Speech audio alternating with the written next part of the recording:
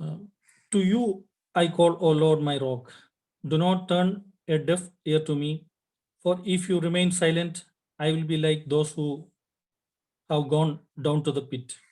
Hear my cry for mercy as I call to you for help, as I lift up my hands towards your most holy place.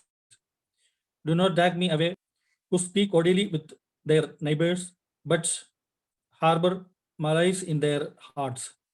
Repay them for their deeds and for their evil work. Repay them for what their hands have done, and bring back upon them what they deserve. Since they show no regard for the words of the Lord and what his hands have done, he will tear them down and never build them up again. Praise be to the Lord, for he has heard my cry for mercy. The Lord is my strength and my shield. My heart trusts in him, and I am helped. My heart leaps for joy, and I will give thanks to him in song. The Lord is the strength of his people, a fortress of salvation for his anointed one. Save your people and bless your inheritance. Be their shepherd and carry them forever. Praise God. Shall we pray? Father God, we thank you for this psalm. Please speak to each one of us. Thank you for this wonderful privilege, Lord. Thank you for hearing our prayer. In Jesus' most precious name we pray. Amen. Amen. This psalm is the prayer of David when he was surrounded by trouble or wickedness. God is the only real source of our safety. Prayer is the best help that prayer is the only best help, because we are in constant when we pray, when we are doing prayer, we are in continuous communion with God and in the presence of God. When we face troubles and the people we are surrounded by the wickedness, we spend time more in prayer, then we are in the presence of God, and no harm will happen to us. And here David says about the pretended friendship. We can see from verse 3 to 5, the pretended friendship. David as a king may have gone through, he may have a lot of experience from such friends who made friendship with him for the personal gain and selfish ambitions. So David know that God will definitely punish them, but David here is praying to punish them immediately, because their friendship, they made their friendship was for personal selfish ambitions. So we should examine ourselves whenever our relationship, our friendship, how is our friendship, especially we believers, the children of God, when we make friendship, let our friendship be sincere and straightforward. In this wicked world, we experience friendship of many people that in such a, for personal gain and all, we have this experience. So we should always be careful when we make friendship with others.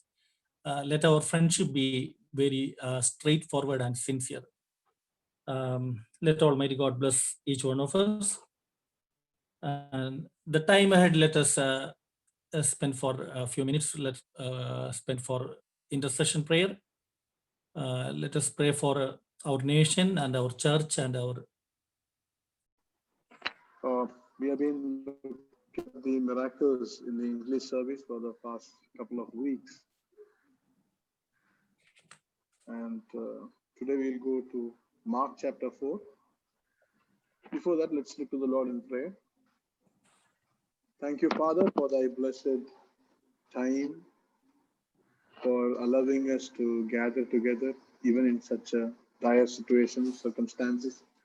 And Lord, as we look at your word as a church, speak to us, help us to understand what is required for us to understand, and help us to apply that in our life, Lord. Glorify your name, Lord. In Jesus' most precious name I pray. Amen. Amen. Mark chapter 4, verses 35 onwards. Mark 4, 35 onwards. It is a very familiar portion of the scripture for every one of us. That day, when evening came, he said to his disciples, "Let us go over to the other side." Leaving the crowd behind, they took him along just as he was in the boat. And there were also other boats with him. A furious swell came up, and the waves broke over the boat, so that it was nearly swamped. Jesus was in the stern, sleeping on a cushion. Disciples woke him and said to him, "Teacher, don't you care if we drown?" He got up, rebuked the wind, and said to the waves, "Quiet, be still." Then the wind died down and it was completely calm. He said to his disciples, "Why are you so afraid? Do you still have no faith?" They were terrified and asked each other, "Who is this? Even the winds and the waves obey him." One of the two incidents that happened that Jesus walks over, happens when Jesus deals with the sea. After this, another incident happened, and that is when he walks over the water, and that is recorded in John. And you see here, it is recorded in these three Gospels, Synoptic Gospels, Matthew, Mark, Luke. And you see the 41st verse, they were terrified and asked, "Who is this? Even the wind and the waves obey him." Second time he does this, they say he is God, isn't it? They come to an understanding. Now this demonstration is really unique in the whole Bible. There are many other physical miracles also, like feeding of the 5,000 and the feeding of the 4,000, where he creates food virtually out of nothing. He just simply speaks that into existence. And each time he did that, he was indicating his power over the creation. But here, in the Sea of Galilee, this is a much more grander, more powerful scene, right? Jesus calming the waves and the storm, and they were terrified, right? They were terrified the first time this happens to them. They were terrified, and they asked each other, "Who is this? Even the wind and the waves obey him." Now we all know, isn't it, what is the answer to it? What is the answer? That because he is God, and because he is the owner of this wind and this waves, he owns them, and they obey him. He is the creator of everything that exists. And if he has the power to create it, he has the power to control it. It was not much difficult for God. You see, he bought the food. When he fed the 5,000 and when he fed the 4,000, he bought food out of nothing. Right? It is not difficult than that. It was not difficult than that for God to bring the whole universe into existence from nothing. Right? It is the same. The effort is the same. Right? Creating all the atom and proton and molecules and everything, the macro and micro in the whole world was not more difficult than Jesus bringing bread out of nothing. It is the same thing. And here you see him exercising that power over his creation. how he has the power to control all of these things. Hebrews chapter 1 verse 2. Hebrews chapter 1 verse 2 tells us this. Hebrews chapter 1 verse 2 says, hath in these last days, right? Hath means it's pointing to the first verse, right? Son of God. Hath in these last days spoken unto us by his Son, whom he hath appointed heir of all things, by whom also he made the worlds, who being the brightness of his glory, the express image of his person, look at this, and upholding all things by the word of his power. He upholds all things by the word of his power, right? So you see, like how we were looking at all the other miracles, we used to remind ourselves over and over again that all these miracles were done to display the deity of Jesus Christ, right? He displayed his power over everything in this world. He displayed his power over the demons when he, cast demons out of people. He displayed his power over the spiritual world when he did that, isn't it? He displayed his power over the disease when he, healed sick people. He showed that he can control the human world, even the physicality of it, right?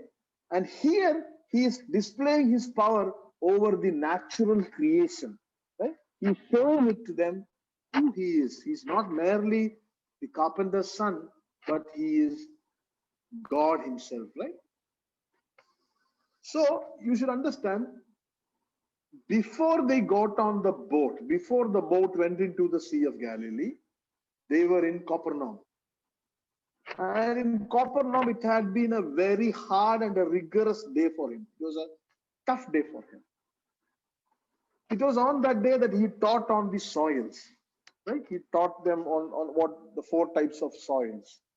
And after teaching, then he took the disciples aside and explained to them the meaning of the parable. While not explaining it to the crowd, he took them aside and told them. He also taught the parable of the lamp and the basket. He told them the parable of the seed planted at night. The seed planted and how it grows in the night, right? Without the farmer's knowledge. Then he taught them about the parable of the mustard seed. All this teaching. Most probably, these are some of the parables that he taught on that particular day. He must have taught many more parables like these, in that day, right? This is some of the parables that is recorded. Now, we can also assume that on that day, many people were brought to him to be healed, right? Many sick and the needy were brought to Jesus Christ. We can assume that, in a healthy manner, because, that they were all looking for Jesus for healing.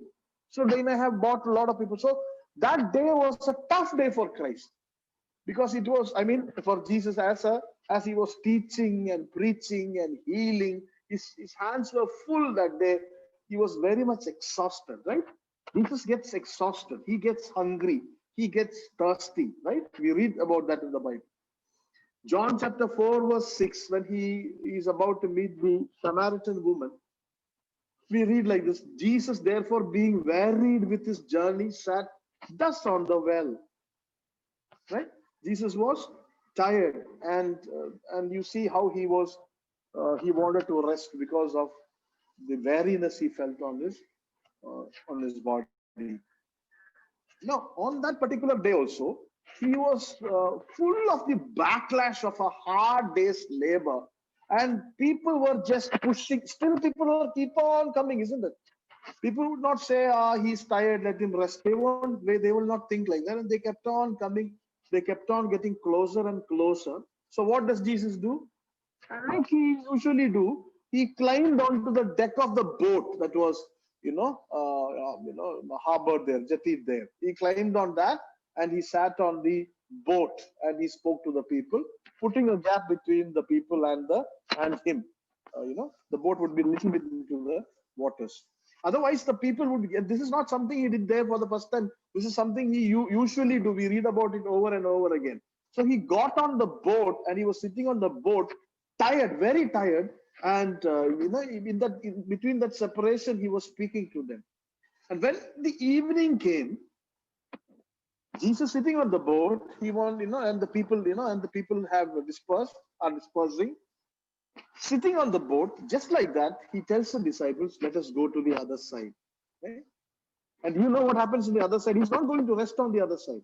He's very tired. But as he's going, there is a ministry waiting for him there. There is one man, right, who's cutting himself and screaming there in the midst of a cemetery, right? And he's right there waiting for Jesus to come. So Jesus has a plan there also. But right as of now, he's very tired and he says, let us go to the other side. Right? Let us go to the other side.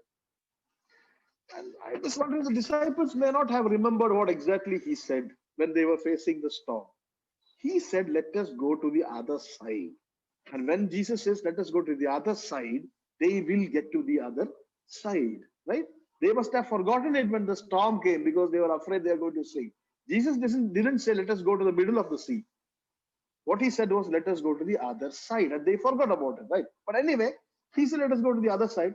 And when he said that, the disciples, verse 36 says, they took him even as he was in the ship. That means just like how he was sitting, they took him on the same boat to the other side. Because he was very tired, he was sitting on the boat. And here you read that there were also with him other little boats, right? So when this is a small boat, these boats are not very boat. KJV calls it ship, but that's not the proper translation. It is a boat. And in the boat, basically, in those boats there, at that particular point of time, 15, 16 people max, right? So when Jesus went with his disciples on this boat, some of the other people in the crowd also wanted to go with him. So they said, let us also come. And they also took their boats and they began to sail. So you see, they sailed. That's what it says, right? They sailed. And they sent them away. The multitude, they took him even as the ship, and they were also with him other little ships. And they were sailing. When you read the other portions of the read in Luke and Matthew, you say that they were sailing away. They were not rowing. They were not rowing. They were sailing away. Why? Because it was a perfect evening. Good evening for sailing. Smooth wind was there. Jesus being tired, he liked the wind and he was falling asleep also in that breeze. Matthew chapter 8 verse 16 says it was getting dark also, right? It was getting darker. So here in Mark chapter 4:37, and there arose a great storm of wind, and the waves beat into the ship, and they started to gather water inside. So it was now full. Water started to fall into the ship. My dear friends, Jesus is very tired. Jesus has a plan on the other side. He's going there not to rest. He has a ministry there also. He's going to meet a demonic man, chase those demons out of him into the pigs, and he's going for that. But while he is doing that, he ordains a wind. Right? The wind doesn't take him by surprise. He ordains a wind to come. And in this wind, Jesus was going to display his deity to those inside the boat with him and the other boats that was sailing with them. And while he is going to do that, he also teaches his disciples and us, as we read this portion here, another lesson also. What is that lesson? Verse 40. And he said unto them, why are ye so fearful? How is it that ye have no faith? A lesson about our faith. He wanted to teach us a lesson about our faith. He wanted to teach them a lesson about their faith, right? He wanted to teach them that he can be trusted. He wanted to teach us, irrespective of the situation that we are going through, irrespective of the circumstances that we are in, he can be trusted. Even in the most threatening, dire circumstances that can ever happen in our life, he can be trusted. And he wanted to pass that lesson to them in that particular evening, as well as to us this particular morning. Right? Jesus was very calm, isn't it? When the storm hit, Jesus was very, very calm. I had some experience as a sailor, and because of that, I want to tell you, it is not easy to sleep when the boat is rocking, okay? Either you must be that tired, right? Or you must be the person who orchestrates the whole thing. And Jesus is there, he's sleeping. Everybody in the boat, you should understand, fishermen are scared stiff of what is happening. And Jesus is peacefully sleeping. In verse 38, he was in the hind part of the ship. He was sleeping on a pillow. They had to come and wake him up and say, Master, don't you care if we perish? Don't you care for us? Right? They are panicking. And my dear friends, panicking is a normal human response, isn't it? To such circumstances. I am sure you and I, when we panic, I am a person who panics on and off. and I know, it is when we panic, we tend to forget our understanding about Jesus and understanding about God and all that. It is quite normal. They knew that Jesus had power over the demons, isn't it?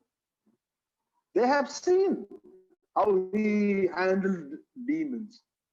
They have seen how Jesus exercises his power over diseases. And they knew that he had power over the natural world. They knew that he had supernatural. They knew that. And did they knew that he could save them from these circumstances? Yes. They knew that he could save them from the circumstances. But at this particular point of time, when they are standing face to face with these rising waves, these weather-beaten sailors, scared stiff, panics. When I panic, my wife reminds me, and anybody who knows me reminds me, why are you panicking? They'll ask me, why are you panicking? Right? You are a preacher, you are a teacher, you are the person, who carries around, tell us, why are you panicking? My dear friend, basically I panic because one, I am a coward. When certain things happen to my children, I panic. When something happened to my wife, I panic. Right? When things happen to people I love, I panic. That is my nature. Secondly, isn't it the nature of everybody? I'm asking, I'm wondering. Right? When things, suddenly, our theology doesn't suddenly come. Over a period of time, it may settle in. But initially, sometimes we lose our grip. And here these men are totally scared, stiff. It didn't enter their mind that he could stop the storm. And they didn't think that he is able to, I don't think, they really thought that he could sort this problem out. But the reason why they approached him, because there was nowhere else to go. Right? There was nothing else to say. What logic is there? Well, see, all these 6, 7, 8 fishermen, running towards a sleeping carpenter to help them out of this waves. Is it logical? Right? What are they going to go fix the boat underneath, or I don't know. But they knew one thing, like every one of us know. What is that? When things turn so bad, when everything is against us, there is only one place where we can confine. There is only one place that we can hide. There is only one place we can find refuge. There is only one place which can give us comfort, and that is under the wings of our Lord and our Savior, Jesus Christ. And these weather-beaten sailors, like children, they run to their master. They run to him. I don't think, okay, they were very sure what he's going to do next. And they run, and it's utter chaos on board the ship. It is not like, okay, don't think this is going to stand.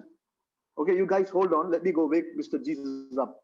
I don't think that is how it went, okay. They were all shouting and screaming and running up and down. You know why I say that?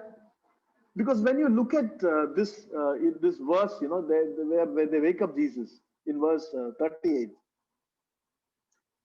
When you read when you read Mark, it says, I checked the original and it says didaskale.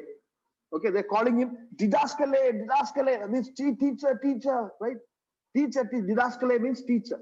Teacher, they're calling him. Teacher, don't you care that we perish? Now, you know what Matthew has written? He has written Kyrie. Kurios means Lord. It's a vocative case. Lord, it's Kyrie.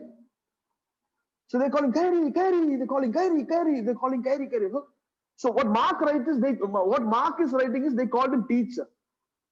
And what Matthew is writing is they called him Lord, right? And you know what Luke is writing? Luke is writing, they called him master or commander, epistata, master or commander or chief, something like that, right? See, this is one single incident, and Mark says they called him teacher, Matthew says they called him Lord, and Luke says called him master or commander or chief. Which is real? Which is true? All is true, right? Because they are calling everything that come into their mouth, right? They are afraid, they're shivering, and they are running up and down. Utter panic, chaos. Have you experienced that, my friend? Right? Have you experienced that? Utter chaos. So everybody is sitting, one chap is going and they are shaking the life out of Christ, right? Shaking him. We are going to die. Don't you care? My dear friend, when panic hits you, and if you tend to lose focus, it is natural. But there is only one place we can run to, right? This is the natural reaction of a child of God, right? This is how it is not cowardice. It is not being afraid. It is not, you know, yes, we are afraid, but it is not that we don't run to our banks to solve the problem. We don't run to our, our colleges and our universities to solve our problem. We don't run to our pastors to solve our problem. We don't run to our, brothers and sisters to problem. We run to our Lord. We may not know how to pray at that particular point of time, right? Master, we have a petition to tell you. No, Allah, wake up, help, isn't it? That is the sort of approach, right? Don't you care that we are going to die? See, this is real. This is real, isn't it? This is the reality of life, right? And Jesus is the one who orchestrates this. They are scared stiff, these men. And like children, they are running. My dear friend, are you and me like that? So we are too smart sometimes. We are too smart. We think, okay, the sea is hitting on the boat, no problem. We have lifeboats, right? We have mutual funds. We have, fixed deposits. We have this, we have that. See, running to Lord is the first thing we will do. It's the first thing we will do. When the eagle comes up in the sky, the chicks are with the mother here and there. But when the eagle swarms down and the chicks see the shadow of the eagle falling, they run. They run for their life. I will be standing there. Right? My chicken is there. Chicken chicks are there. My hen is there, and it's her chicks are there. I am standing there. Dogs are there. Buildings are there. Many things are there. Many things that look stronger. Many things that look bolder. But the chicks don't run under my feet. They don't run under the dogs. They don't run under the building, under the sunshade. They run to their mother. They run to their mother and they find refuge under the wings of their mother, because there is true comfort. There is true refuge. And so these men, scared stiff, they run. He arose and rebuked the wind and said unto them, Peace, be still. Right? And the wind ceased, and there was great calm. And that calm was kind of, just shaking them. They were shivering inside, that calm. And this is who our Jesus is, right? This is who our Lord is. He is God. He created everything. He sustains everything, and everything will obey him. We trust him. There are many options. The world will give us many options. The world will provide for us many options. But we won't take that option. Why? Because it is our natural instinct to run to our God. It is our natural instinct to run under the wings of our Lord and our Savior Jesus Christ, isn't it?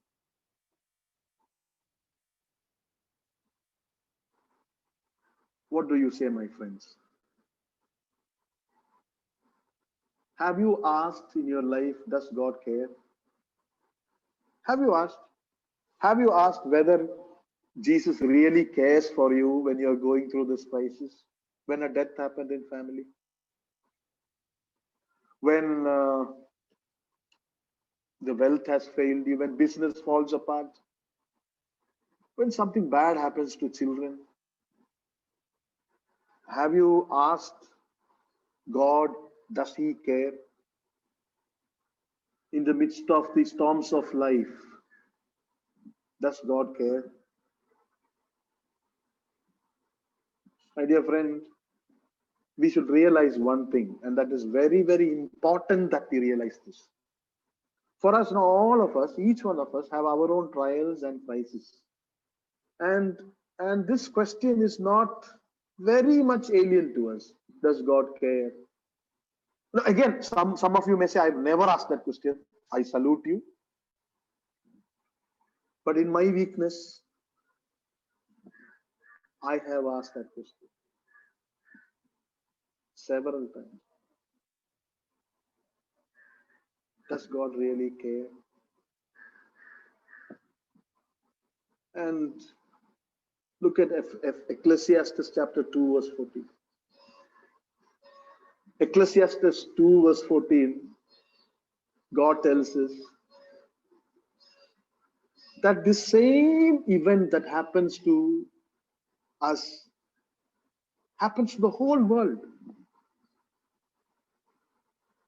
It happens to those, his children, and it happens to those who are not his children.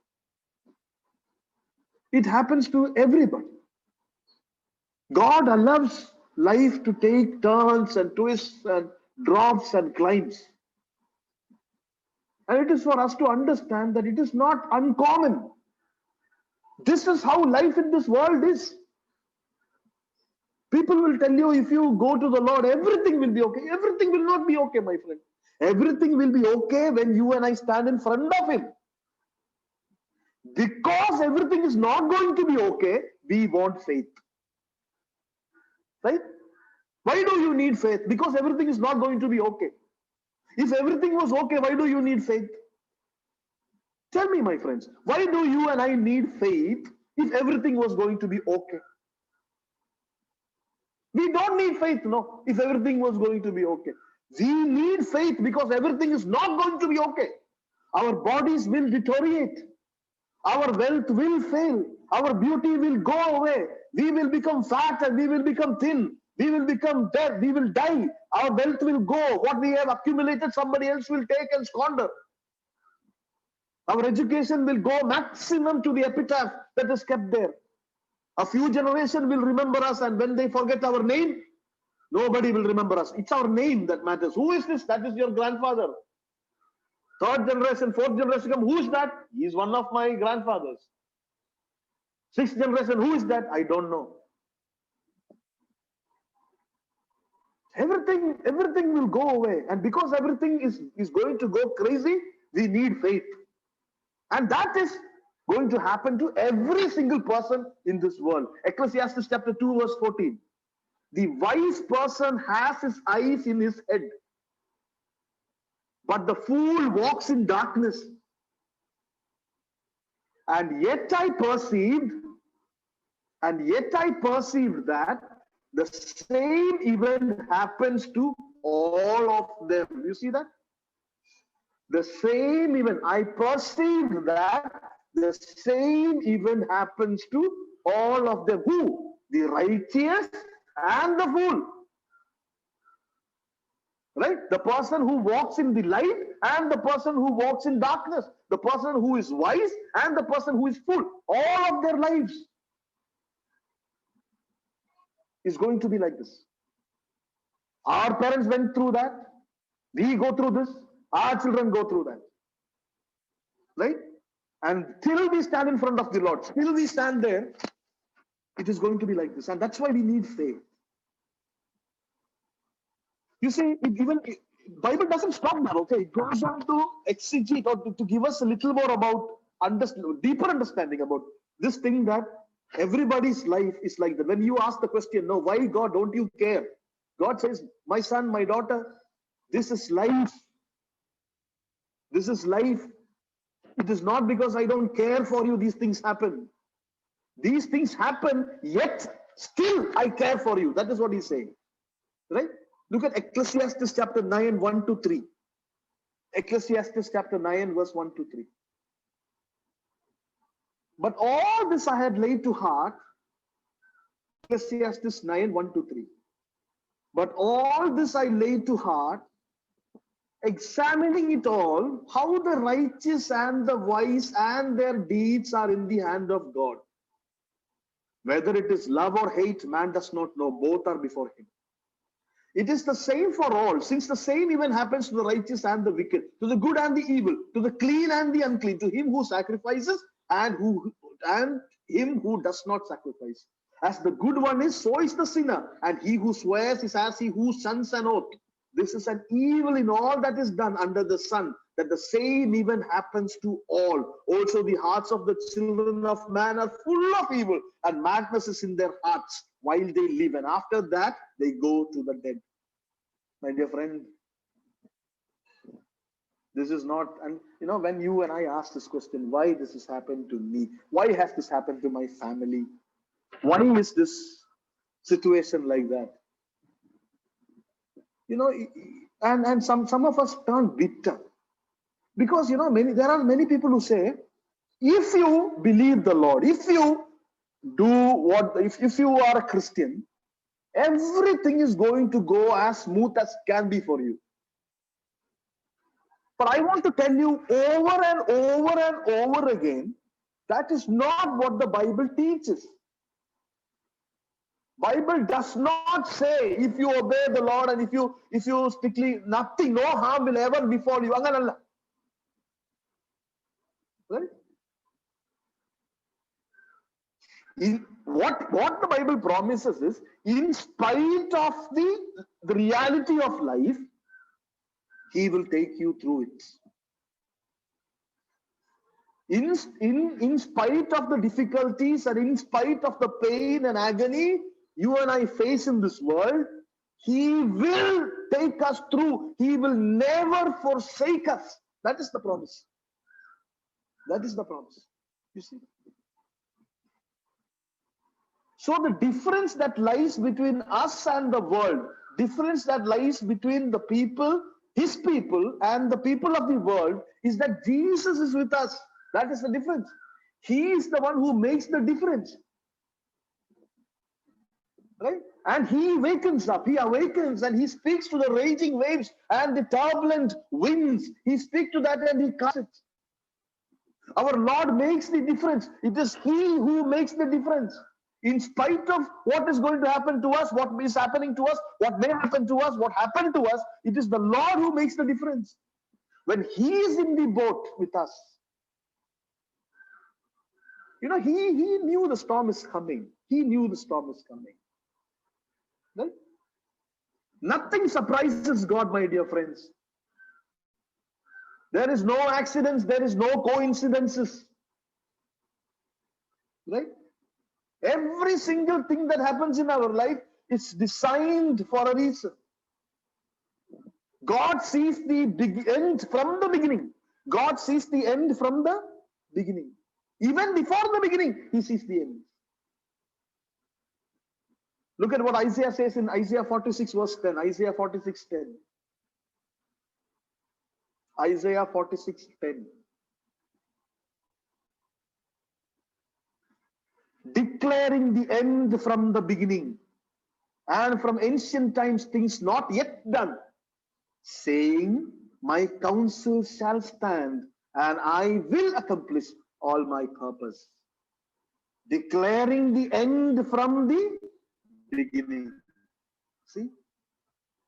And He has allowed it in our lives in varying degrees. Crisis.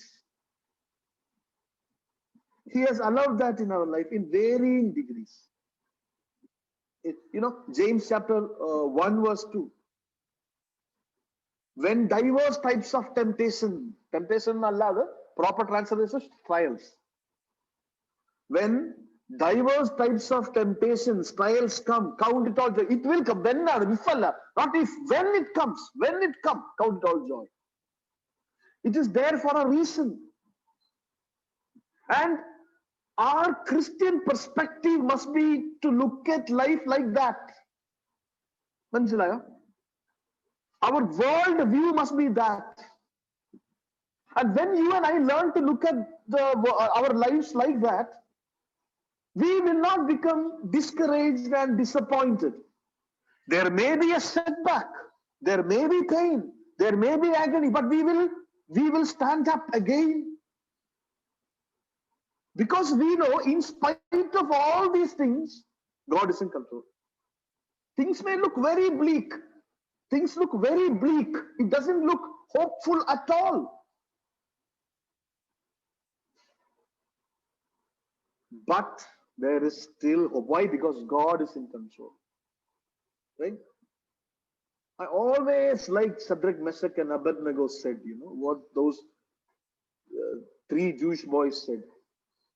Our God is able to deliver us.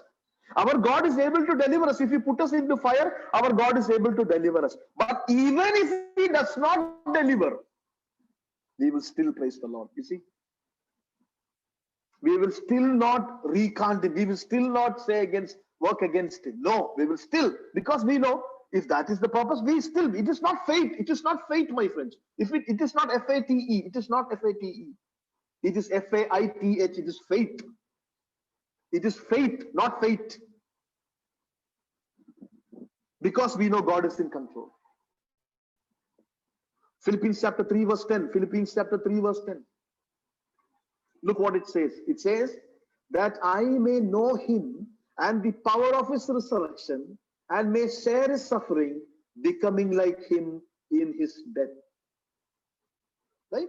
All the crises that God has allowed in our life in varying degrees. What is for me, what is for you, many degrees in myself itself, right? In individual people, in varying degrees, God has allowed that suffering so that we may know him, we may get to know God better, we may understand who God is better, we may keep away from idolatry, we may understand God, who he is in reality, and that we may understand the power of his resurrection, and we may understand the power of his suffering, becoming like him in his death. Becoming like him. That is why God has allowed this. Right? And when we ask this question, Lord, don't you care? He cares. Don't you care? Yes, he cares. He wants us to know him better. Not only that, he allows such things to happen to us so that we can, prepare. He can prepare us for the glory of heaven. That you and I may realize what really awaits us there. How important and precious that rest is. If we don't understand what is not rest, we won't understand what is rest. Right? Like if you won't understand what is good news if you don't understand what is bad news. The gospel is good news. Why do you call it good news? Because there is a bad news. What is the bad news? That all men have sinned and fallen short of the glory of God. Every single man is an enemy of God and he is bound to hell. That is the bad news. Then what is the good news? That Jesus came and died for you and gave us a way to come out of that horrible punishment that awaits. That is the good news. Because you know the bad news, you know the good news. And same way, this temporary life in this world, as we pass through this pain and suffering, we understand what is the great rest that is there. Then only we realize how beautiful it is going to be, what it is going to experience that resting in heaven will be. 2 Corinthians chapter 4 verse 17. 2 Corinthians 4:17, look at that. What does it say? It says, for this light momentary affliction is preparing us for an eternal weight of glory beyond all comparison. Right? For this light momentary affliction is preparing us for an eternal glory, weight of glory beyond all comparison. This pain that it is preparing us. It is making us more like him in his death, and it is preparing us for the glory. Does God care? Yes, he cares, and he cares. That is why this is happening to us. My dear friends, suppose every time there is a Red Sea in your life, every time if there is a Red Sea, that means every time there is a hopeless condition, every time you face a hopeless condition in your life, and immediately it parts up and opens miraculously every single time, then will you really understand what it is to be delivered by the Lord? Will you really understand?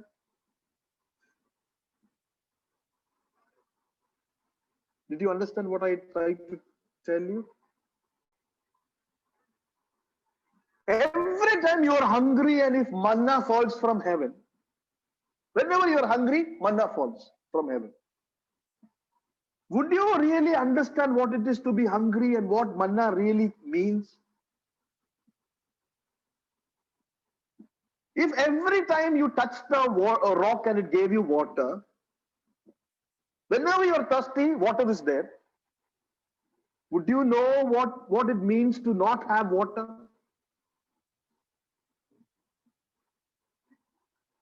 I don't think we would ever remember God if these things that happens in our life is not happening.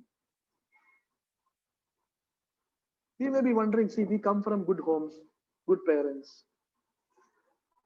But why am I still going through such crisis? We may be wondering why I am having such education and I am well to do, but why nothing is working out for me? No, but I'm not getting a good job. You may be wondering why I am a good-looking person. I am, I am a reputable person, but why I am not finding the right person in my life? Thousands of questions, right? Come to us. Why, when everything is smooth and everything should turn for the best? Everything situation looks so nice. I am from a I am in a very wealthy home. I have everything I need, but I am under heavy persecution. I am under heavy pain. You must be wondering why this. Because if all these things doesn't happen, my friend, it is very natural that you and I will lose complete focus of who God is. And he allows our face to touch the ground, our face to touch the dust, so that we will look at him, we will intercede we'll interact with him, we will pray and speak with him. And many times when we are in crisis, still we don't pray. But the purpose is that we may pray and we may ask him, but we still resist and we don't go in prayer. There is no sincerity. Or we may pray, but there will not be sincerity. And so he encourages a little more bit issues so that we may get closer and closer. It is not like God is clapping his hands and enjoying how Jacob is suffering in this world, or one of you are suffering in this. No, he weeps with you. He weeps with you. He cries with you, isn't it? But it is necessary that we pass through it. Right? He encourages us to speak to him. He wants us to call him. He wants us willingly. Use your will, God-given freedom of your will. He wants you to use that will and approach him willingly, looking at his face. My dear friend, God does this. He encourages us to ask many times in different ways. If you read Luke chapter 24, if you read Luke chapter 24, 28 and 29, we read about how Christ, made to look as though he is passing by these two disciples who are on their way to Emmaus, right? In one of the translations, it clearly says he acts, A-C-T-S, acts as if he's passing by, right? He acts as if he's passing by. But they urged him strongly, saying, stay with us. They urged him strongly, saying, stay with us, for it is toward evening, and the day is now far spent. So he went to stay with him. So why? So he went to, is that why he went to? No, he wanted to stay with them. He desired to be with them. But he wanted them to ask. Right? They urged him, KJV says. But actually, if you look at it, they begged him to stay. They begged him to come and spend. See, that is that affection he wants to see from you and me. God encourages us. God encourages us to ask and pray and wait upon him. That, that he may come and act in our life. It is not that he doesn't care, my friends. When we are in the midst of this crisis, we say, why? Doesn't he care? He cares. Nobody else cares like he cares. He cares. Nobody will understand us actually. Nobody will understand the pain a mother is going through for her children. Nobody will understand the pain a father is going through for a children. Nobody will understand a child's, a desire for the mother. Nobody else will understand, a pain for a shepherd for his sheep. It's all unique. And there is only one single person who understands that. And that is our Lord and our Savior, Jesus Christ. Right? God encourages us to pray and to ask. And the result is always sweet. It's always sweet. The result of our prayer is always the comfort and the strength that comes from prayer. It comes from nowhere. You know, many of us are lacking that. Many of us don't pray. We don't pray. Many of us have no prayer life. Right? I am not speaking about a prayer where people see you kneel down and pray, of a particular time that you spend. I'm not speaking. I'm speaking about your heart with God. Your heart with God's heart. Where you wonder, where you suggest, where you cry, where you laugh, where you speak with God like another person. And then enthusiastic to hear what He is going to tell you, examining the word. Right? You speak with God with all your heart. You pour out your heart as you cut your vegetables. You pour out your heart as you lie on your bed.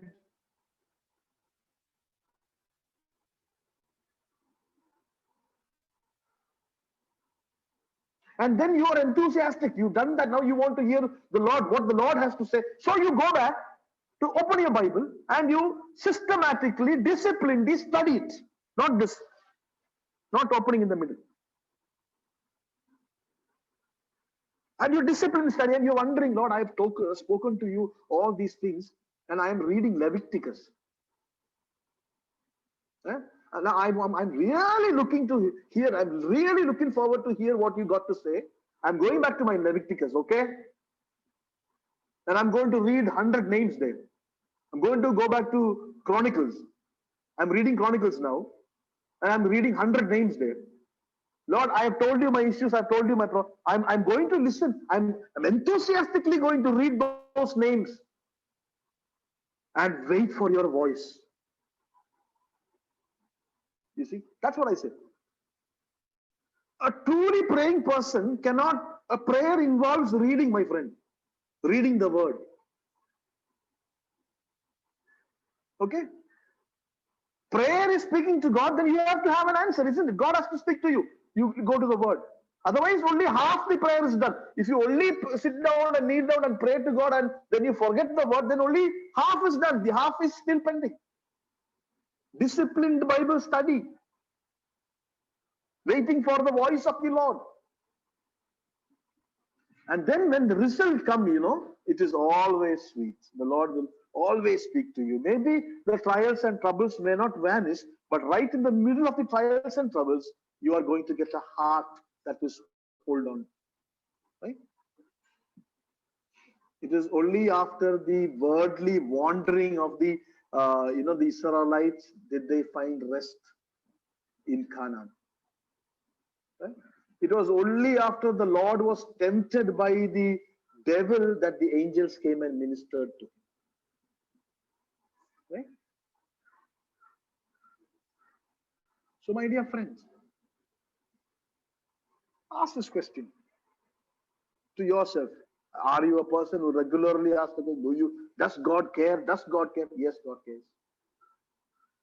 God cares for you.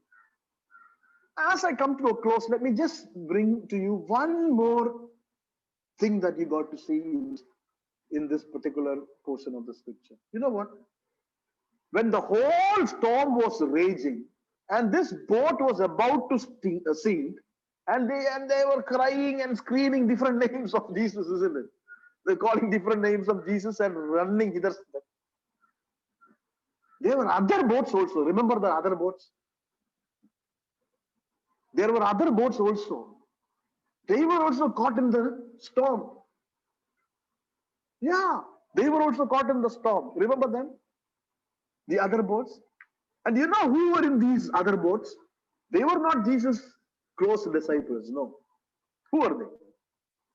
They were some of the people who were interested in Jesus. They liked to see him and they hung around him, expecting certain things. And these men, when you read about them in John chapter 6, verse 66, John 6:66, we read that these fellows walked no more with him. After some time, they did not walk with him. They followed him everywhere they went. One day they saw that he was not there. They saw him sending in another instant. Okay, another instant. In the book of John, in the Gospel of John, you read that they saw Jesus sending his disciples away on the boat. And that night, another incident happened like this. Jesus walks on the water and saves them. But when Jesus sent these men into the sea on the boat to go to the other side, these fellows saw Jesus go up a mountain. So they all stayed there on that side only with Jesus. But in the night, what happened? Jesus walked over the water and went to the other side. So when they woke up next day, they saw Jesus is not there. So what did they do? They took their boats and they went to the other side and they saw Jesus there. And then they wanted to make him king, and they did this and they did that, and they did a lot of things. They somehow tried to use Jesus as much as they could to make him do what they wanted him to do. But when they found out that this man is not going to do what they were bidding for, they walked no more with him. That's what you read in John chapter 6, verse 66. So these fellows were also there in the boat in the storm. Jesus is teaching a lesson to these disciples of his, but the other fellows were also there in on the other boat. They were also caught there, right? They were also tumbling in the waves. Now there is one truth there. You know what? Many times incidents that God used to teach us sometimes affects those around us also. Right? God wanted to teach these disciples a lesson on faith, but these disciples were his disciples, close to him. But there were the other fellows, they were not close to him. But in this coaching session, this teaching session, those men also were affected. They were also scared stiff. Right? So this is a reality, my friend. Many times, some certain things that happen in our life indirectly affects others also. That reality. Start from the beginning of the scriptures. Let us take, for example, Adam. Adam sinned. I was not there. You were not there. None of us were there. But when Adam sinned, we started to pay for it also, isn't it? Right? Because of his transgression, death came visiting. And today, death is reaching out to us because of that. Right? If you read Romans chapter 5, verse 12, you see that. If you read Genesis 3, 1 to 6, you will see this about Adam. In 2 Kings chapter 23, 2 Kings 23, 26 to 27, when you read that, you see, because of the iniquity of Manasseh, Israel was sold into captivity. You see? 2 Kings 23, 26 to 27. Because of the iniquity of Manasseh, Israel suffered. They were sold into captivity. That's what it says. They were also responsible. But here it clearly says, because of Manasseh. Same like that, the blessing that happens to God's children also affects others around you. Not only the trials and crises that we face affect those around us, but the blessing also affects those around us. And that is what you read. The other little ships little boats were there. And when God allowed this boat to go through crisis, all the other small boats also went through crisis.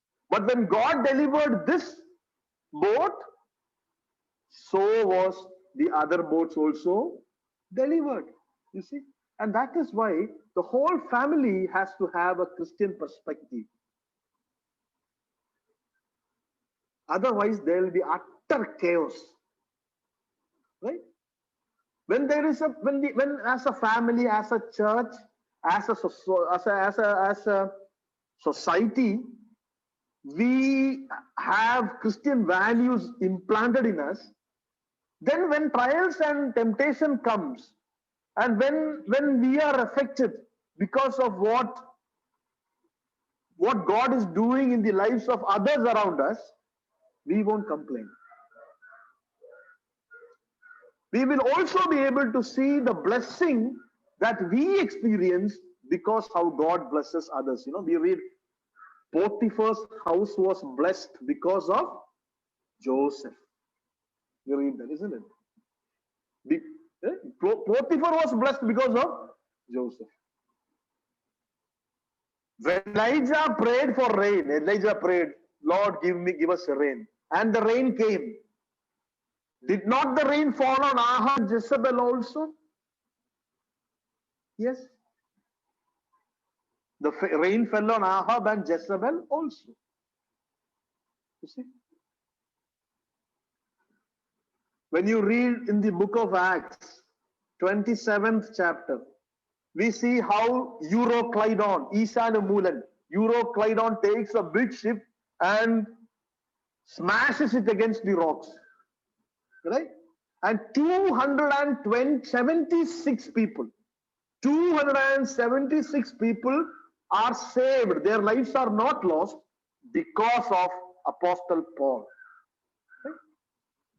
You see?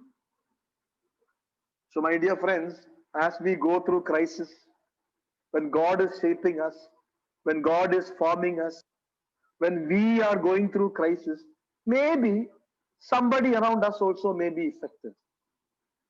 But when you are willing to humble yourself under the mighty hand of God who is shaping you, those people who are affected also will be blessed when you are blessed. You see?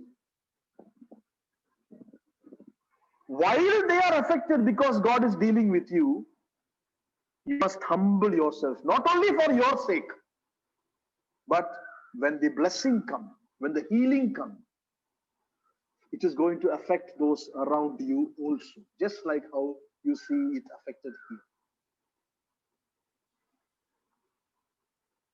So, my dear friend, this miracle, like any other miracle, displays the deity of Jesus Christ. But from every single miracle, there are lessons for us to learn. Right? There are lessons for us to learn and apply in our life today. And we are called to be hearers, not only hearers, but doers of the word. It is our responsibility to apply the lessons that we have learned in our life. So may the Lord bless you. May the Lord enable you to do so, to apply the messages, the words that you have heard in your life. May the Lord enable me to do the same as we all submit under the mighty hand of God. Okay? Let's look to the Lord in prayer. Thank you, Father, for this blessed day and for your word as we looked into it. Help us, Lord, to apply those principles in our life. Help us, Lord, to trust on you, irrespective of the circumstances. It has been so long. It has been so many years and things doesn't look bright for the future. But I trust you because it is the natural instinct of your child to trust you.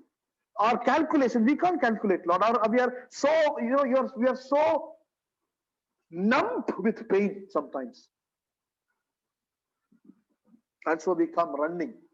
Utter chaos, we come running to you. Lord, Master, Teacher, help us. And help us to hold on to that conviction that irrespective of the circumstance that you will never leave us. Never leave us. Whatever may look hopeless, we still know that you are with us. Glorify your name, Lord, in and through each one of us, Lord, our families, our children, and everything we have. In Jesus' most precious name we pray. Amen.